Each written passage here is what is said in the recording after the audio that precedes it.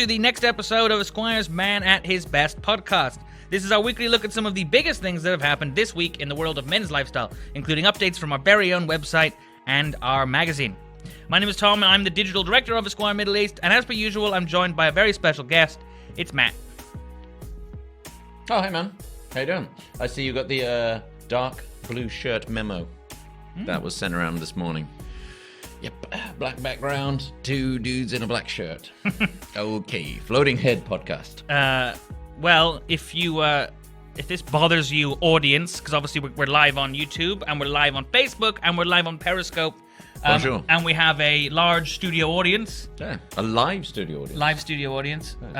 Like Cheers. I think if you say anything funny, actually, everyone will probably laugh.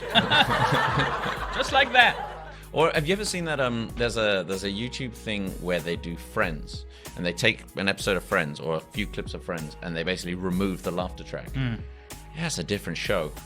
I tell you, that is a different show when you remove the laughter and you just leave these like kind of not really funny one-liners just hanging, and then dramatic pauses between stuff for a comedy effect. After you've watched this show, go check that out. Yeah. And also, we'll put a laughter track on this show. Why not? There is a live studio audience. Fair. Okay, fair. It's just that I can't see him because it's very dark. No. It's lit here. Yeah, exactly. So anyway, why don't we just go right into it All right. with a bit of news? All right. Okay, I'll go first. Well, no, my news is better. All right, come on, better news. All right. This bad boy. Check this out. This is issue 100 of Esquire Middle East on shelves right now. This is our September issue, and as I said, it's the 100th one we've ever done of Esquire Middle East. We've been working here for 9 years. It is the size of 3 magazines. It is 300 pages, and it took about 3 to 4 months of my life. I'll tell you that, Tom. It was not easy.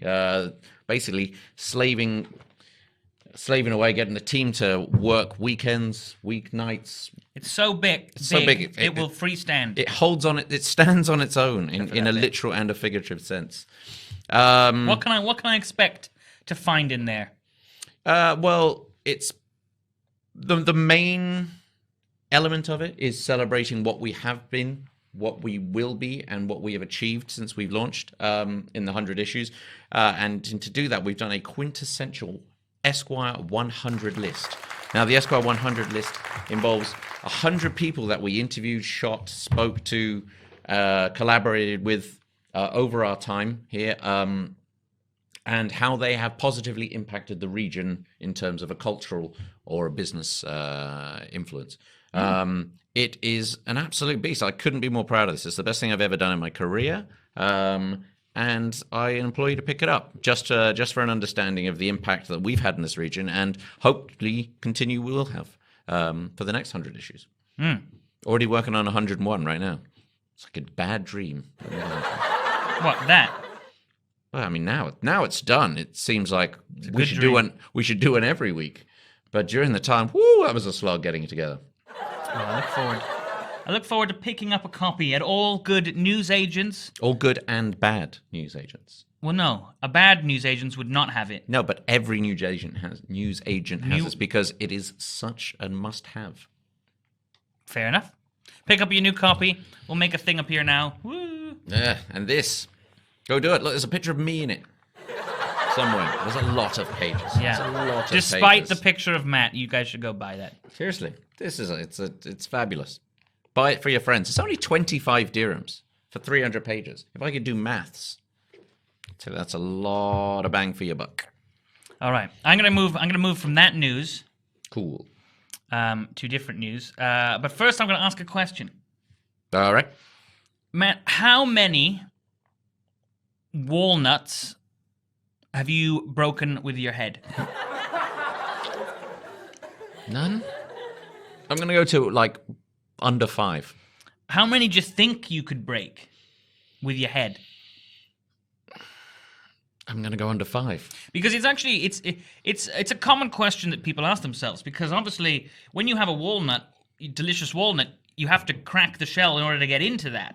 Yes. Which is why most people have nutcrackers. However, what if maybe you're camping and you've left your nutcracker at home. Then you should normally get 2 walnuts, and you can actually crack them together. No. Yeah, true. I mean, I don't have the physical strength for it, but I've seen people do it. No, that's not a thing, is it? Yeah, it is, because it causes the pressure amongst each other, and it cracks. Well. Why? What are you telling me here? How many have you cracked, Tom? I don't think I've ever cracked a walnut with my head. To be honest, I don't often see walnuts. No, we don't get a lot of walnut trees here in the Middle East. No, maybe I've probably had more walnuts on salads than I have actually walnuts. Like Cobb salad, Yeah. Waldorf salad, Waldorf salad, apple, celery, gorgonzola. apple, celery, walnuts, grapes.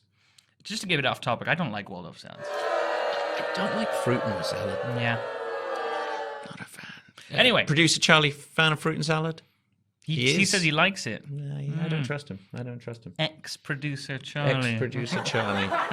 Well, so this one Indian man, obviously he was in this predicament. He needed to crack some walnuts. Mm-hmm. He left his nutcracker at home, and so he proceeded to crack a whopping 217 walnuts with his head in 60 seconds. Bluff. Like, and what situation is that needed? Where was he just like, I didn't bring a walnut, I'm going to crack all of these walnuts? Where was he? Was he working in a walnut factory? Was he making a cake, a very large cake? I don't know. He seems to just be... Wait, he's there doing it for the Guinness World Records. Yeah. So he's not in a situation where he just didn't left his walnut. One would assume he must have been in that situation at one point. Yeah, sure, but maybe he didn't break how many? 217. In a minute? Yep. What? Yeah. While we're having this conversation, we'll have a little box appear that shows the man. He's going at it. He goes at it. But like, the shell? No, he takes his head, Yeah. smashes it on a table, which cracks the nut. And he did this 217 times. In a minute? In a minute. This is a contact sport. How many times is that per second? Twice. Math, not twice. Well, yeah. No, 60 more than seconds twice. in a minute. Yeah, that would be 180. He did 217. So I think he broke around 2.5 walnuts per second. How is that even? Well, I suppose if you have, I don't know. I mean, either way, if this is true, it's impressive. I don't know what purpose it serves though. I think that there are a few records that probably don't need to be broken. I think this could be one of them. Yeah, no, fine. I'll agree with that. I am happy to concede this record to, what is the man called? His name is S. Navin Kumar of Nellore, India. Well, Mr. S, good job. Good, damn fine job, sir. And maybe you may even find yourself in the issue 200 of Esquire if this works out to be some kind of culturally altering statement. Well, the reigning champion. Oh, there's more. Apparently, the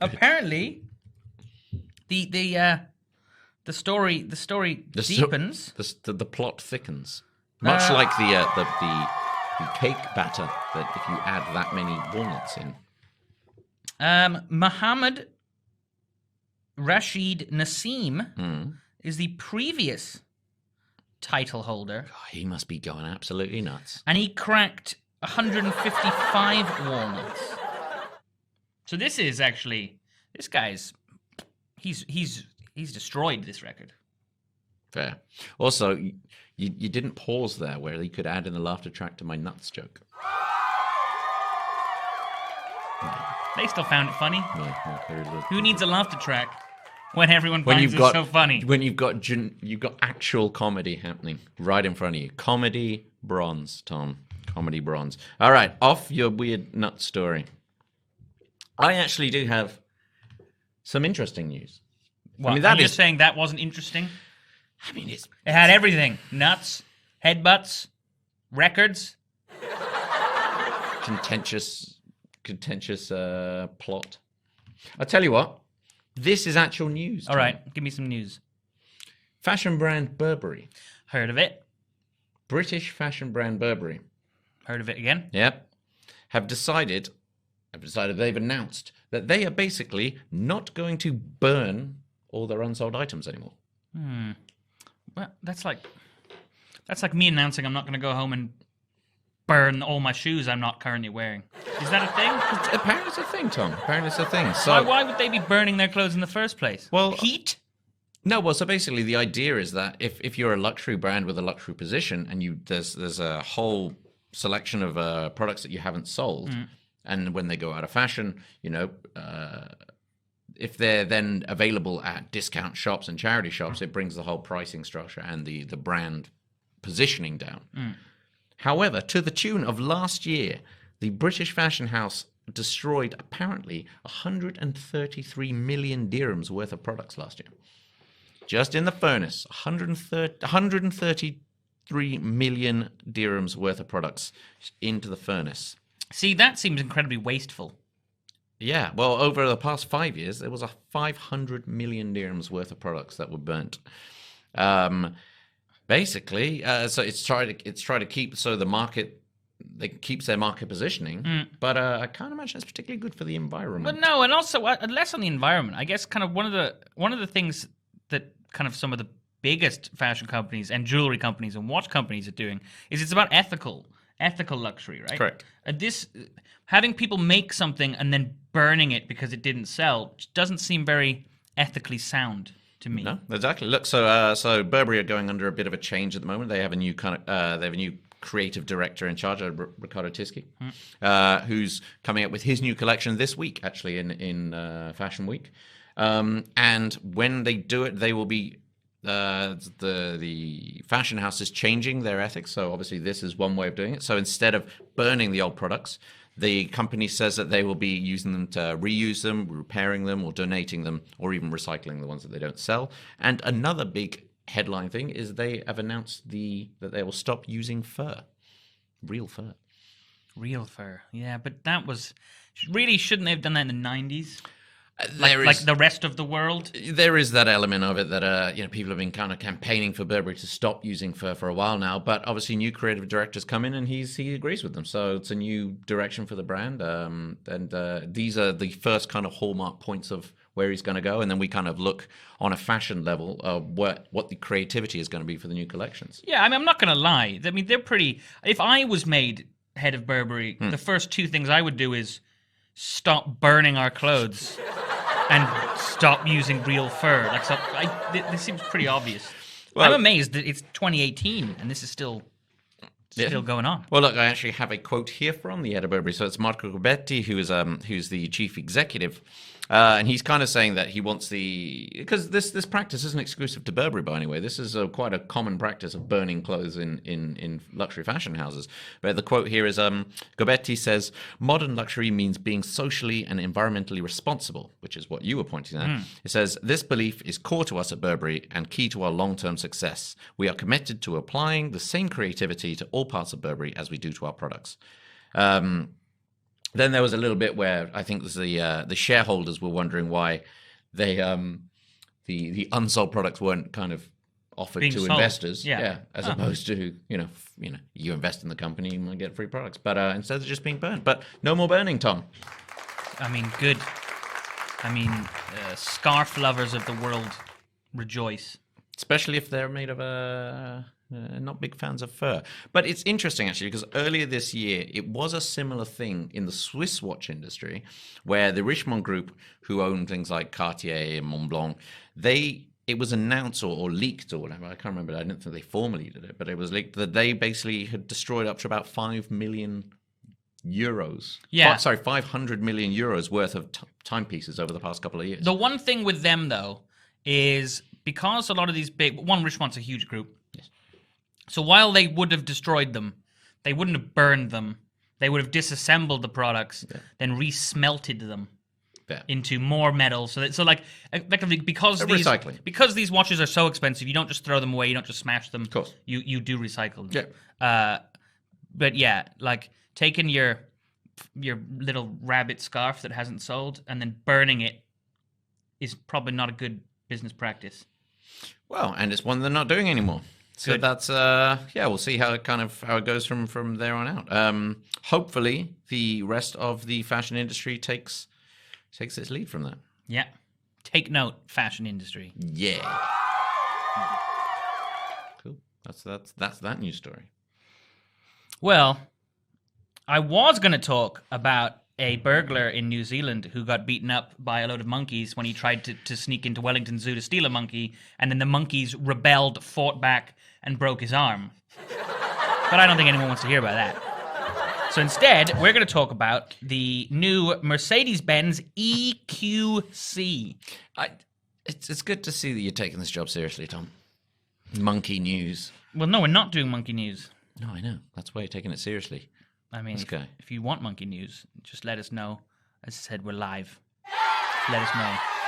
Seriously, if people rise up demanding more monkey news and news about people smashing walnuts with their heads, I'm out. You're out? I'm out. Oh, it's fine. I'll just run it by myself because everyone likes monkey news and walnut headbutt news. So this is the Mercedes-Benz EQC.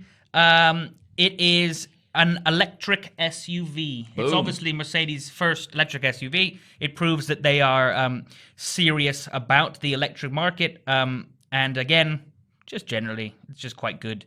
It'll go up against Jaguar's new I-Pace. They should have called that the E-Pace. I'm just gonna say, like, if it's an electric car, just use the E. Use the short. Don't go with the Apple way of going I-Pace. It doesn't. And then, very confusing. yeah, Audi's got it. Audi's got the e-tron coming out, which again, these are all. Yeah, but I suppose they couldn't go with the E because then you've got Jags. They've got the E-types. E-Pace. Yeah, but yeah, I get it. That's a very Let's not get back into the weird, confusing naming terms of cars. Although that was one of my favorite episodes for Esquire podcast completists. Ultimately, there's not much to say. It looks really nice. It's Mercedes. Is it launched? Is it announced? Is it going to? Is it concept? What's the deal? Tell me more. No, it's not concept. He's got some stats. It has a power output of 402 brake horsepower. I mean, I'm not a. It doesn't. It'll go 0 to 100 kilometers per hour in 5.1 seconds. So it's not rapid. No, but this thing weighs 2.5 tons. Right. I mean, it's an SUV, right? Like this is a big old thing. It is going. It's out like this year, next year. Okay, cool. And apparently, it is the first of 10 all-electric vehicles that Mercedes wants to produce over the next decade. Wow. Okay. So, what are you sold on it? It looks pretty good. Yeah. Picture up. It looks pretty slick. It's got kind of the gear heads all kind of riled up. They're looking forward to it. Cool. Obviously, SUVs are very big in this market, as they are globally anyway, but especially here. The thing about all electric vehicles is you need the charging ports. Yeah. And I think that while we do have a few of them, and like D3 has got a load of different kind of rapid charging ports, obviously outside every Tesla, which there is a Tesla showroom, which there is one in Dubai, they've got them. But I don't think there's not that many charging ports. There's one at your local Spinneys yet, is there? No, unlike London's got them everywhere now. LA's got them everywhere. New York's just busy, but there's a few of them about as well. So I think once those happen, I mean, it's a chicken and egg scenario. What came first? The rapid electronic refueling systems or the electric cars? Yeah. Which? The demand or the supply of electric ports. Is that what you're saying? Yeah. Economics, buddy. Apparently it has a 500-liter boot. You should fill up that boot with liquid. Some kind of like bean juice. Some kind of walnut-based. You said liquid and you went directly to bean juice? Well, I was thinking like baked beans. You know, because that's what you'd fill up a bathtub with. Is baked beans a liquid or a solid? Both. Yeah. It's a bean that sits in a fluid, in a liquid, isn't it? In a can. I may have gone with a weird example here, and I'm going to try back out of it. I would call it a highly viscous solid. Yeah. It comes in like a delightful tomatoey, saucy thing. Yeah, but that's what makes it so viscous. Yeah, but still a liquid, isn't it? Yeah, no, viscous means liquid. So a liquid solid. Yeah, like glass. No, I'm not going anywhere near that one. Glass is, in fact, a liquid. Super cooled liquid. Yeah, but then it's cooled. It's solid then. No, it's super cooled liquid. Yeah. Glass moves. Here's a fun science fact, an aside to this.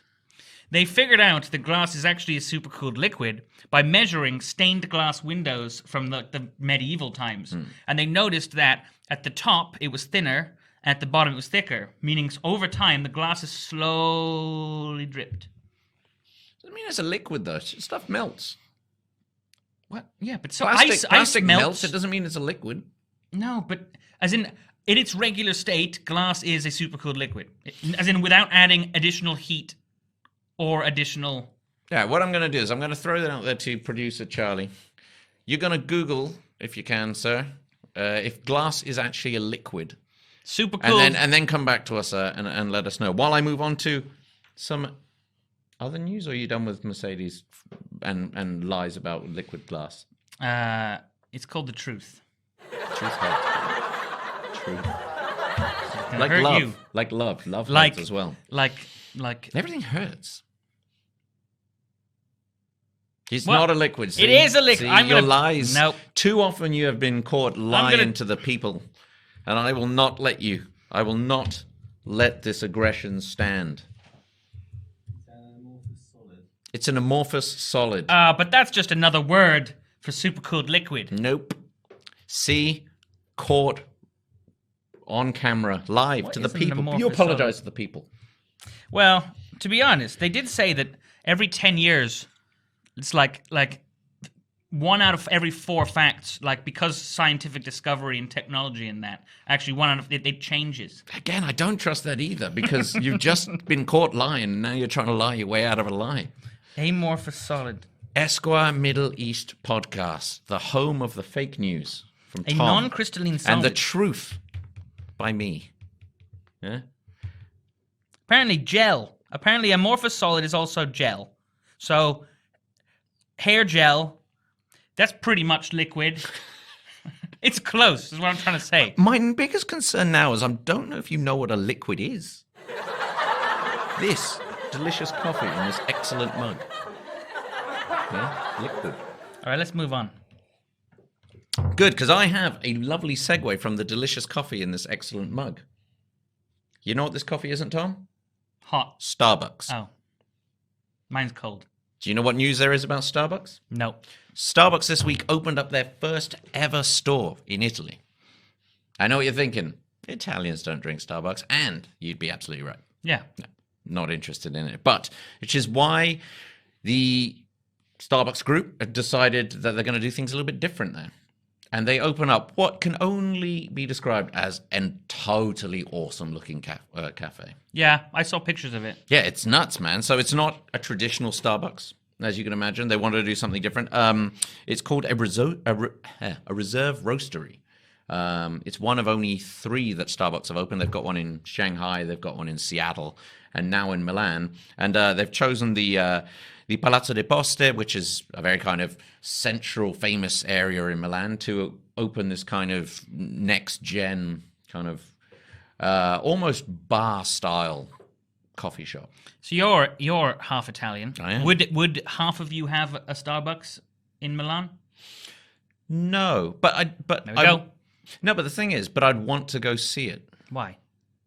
I don't know. Because why would you go see any kind of architectural wonder or any kind of cool concept store that opens? It's kind of cool. It's not an architectural wonder. No, but I mean, like that's the allure of it. I mean, what's interesting is there's a quote here I've got from the former CEO of Starbucks, and he's the chairman emeritus. Howard Schultz. Yeah, he basically said, when they announced plans of the Milan roastery earlier this year, he said, "We're not coming here to teach Italians how to make coffee. We're coming here with humility and respect to show them what we've learned." So it's not a, "Hey, Italians, this is how we drink coffee in Seattle."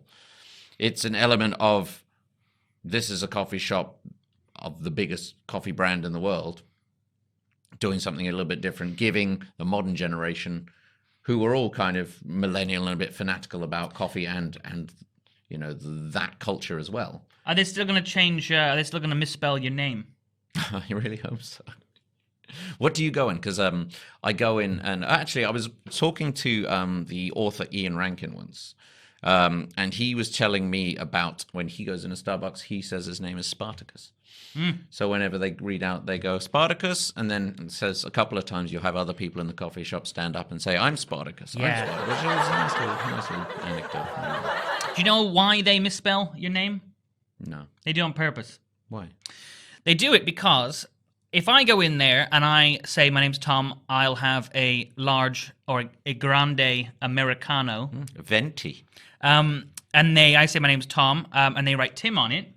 And I get that. I'm going to go, oh, you misspelled my name, Starbucks. Probably going to take a picture of it, and then I'm going to send it to someone and be like, look at these guys, they messed up my name. That right there is free marketing. Is it, or is it bad customer service? Well, no, it's free marketing. Because ultimately, how the person spells your name has got nothing to do with the actual product. Well, it does if you're saying like, hey, my name is Tom, and they go, Tim, and you go, no, did you get my order right? Because you've misheard my name. You may have misheard my order. Free marketing. I don't know if I trust it. But anyway, this store, nuts, man. It's Nuts, hazelnuts. Yeah, with your head. It's 25,000 square feet. There's a 30-foot marble bar, and more importantly, there's a massive, giant roaster in it.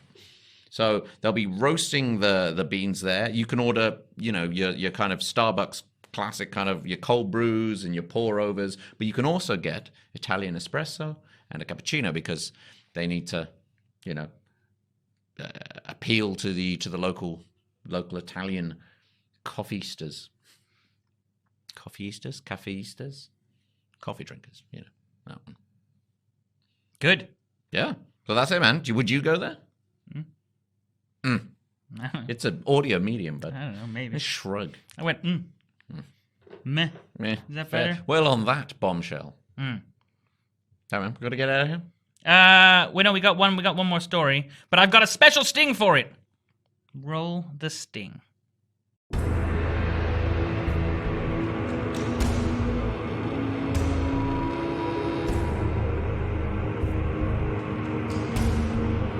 Good sting. See, so that sting, we were kind of forced to put that forced. We decided to roll that sting because our segment about how evil Elon Musk is very, very popular with our live audience, our audience of people who watch it after we're live, and of course, our live studio audience. Yeah. Thank you guys. No, so honestly, stop applauding. We really do this for the greater good.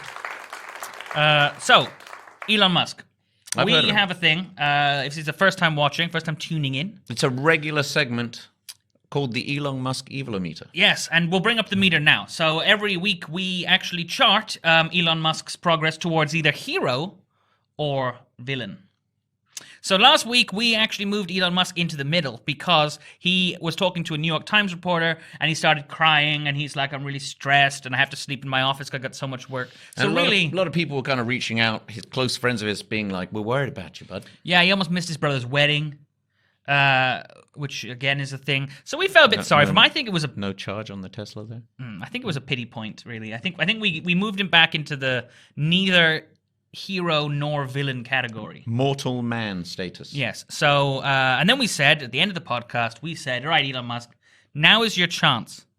Now is your chance to do something with this. Prove me wrong, buddy. Prove me wrong. Anyway, so what did he go and do? After listening to our podcast, because he obviously does, he went on a different podcast, the Joe Rogan Experience podcast. A slightly smaller podcast. With Joe Rogan, who you may remember used to host, what was that? He Who Dares? What was that thing? No, he commentates on the UFC. No, but what was the, he did a show. It It was like a dare show. You had to eat spiders and stuff. Oh, yeah. Remember, it was on AXN Yeah, no, I if you do grew up in remember that. Asia. Fear Factor. Fear Factor. Yeah, he used to host Fear Factor. Anyway, Thank you, producer Mo. apparently he dared. Well, he didn't dare. He basically just pulled out what I'm going to refer to as wacky backy for the sake of this for our younger viewers. Yeah.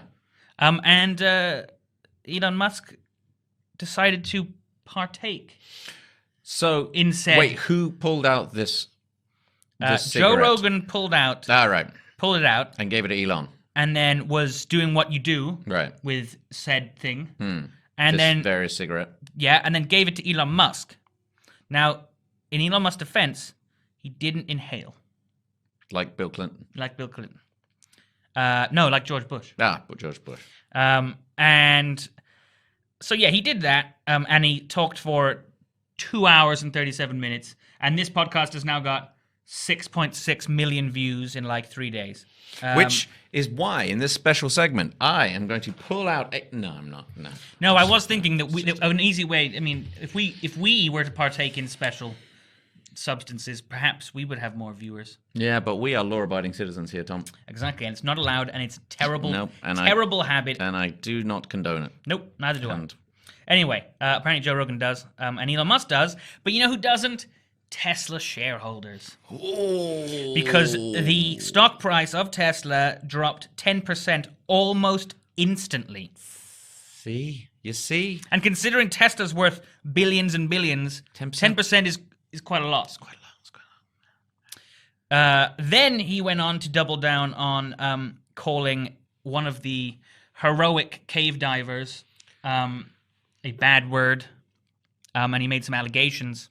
He alluded of the man's somewhat potential nefarious sexual preferences. Yeah. And then that well worded. And then dared him to sue him. He said, at this point, I want to be sued. I dare him to sue me.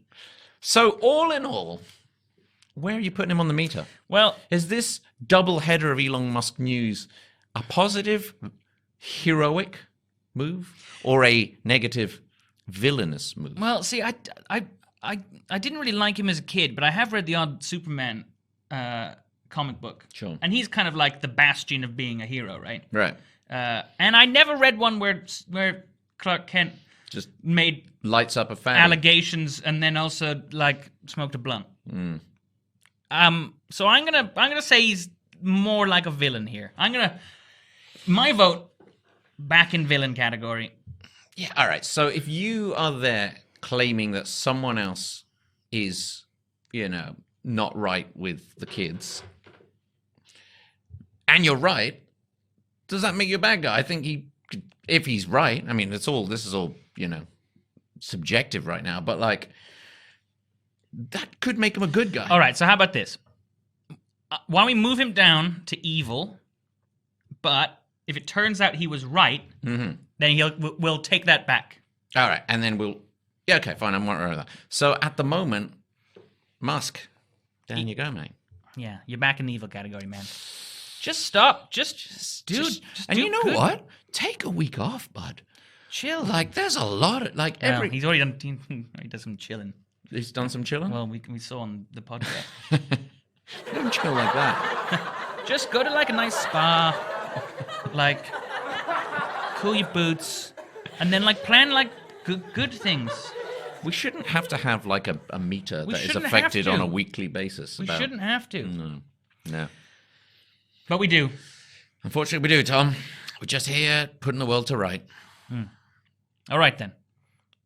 End the segment with the sting. segment at the show. No, we have to play the sting first. Oh, sting.